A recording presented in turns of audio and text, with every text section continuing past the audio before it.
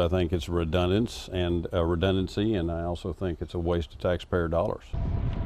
Growth in Hutto is no longer just a projection. We were ranked 13th fastest growing city in the nation, over 25,000 people, and I don't know if that slowed down any. It's a reality that's fast approaching as large industrial businesses like Samsung and Smartbox start to move in nearby.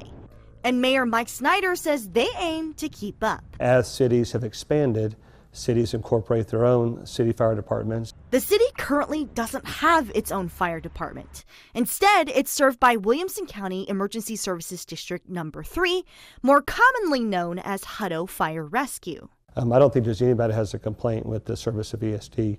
It's just, again, it's a natural progression. If you look at the bigger cities, they all have their own city fire departments. So at their May 7th meeting, Hutto city leaders approved a plan to allow their Economic Development Corporation to help.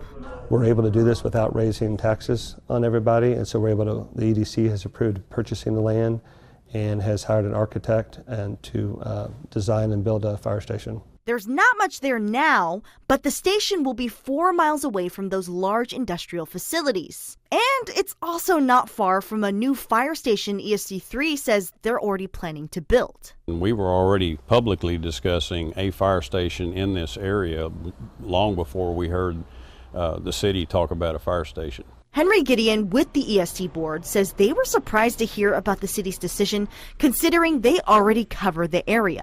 My understanding is this was put on their agenda last week with no notice, and based on some of the community responses on Facebook, people are kind of upset about the fact that there was no community input. Gideon says they already plan to expand in that area and hire more staff to keep up. I think it's redundancy, and I also think it's a waste of taxpayer dollars. But Mayor Snyder says their EDC is paying for the costs, and more stations could help all fire services work better. I would think the ESD would want to help us with what we're doing because, again, we're not here for power.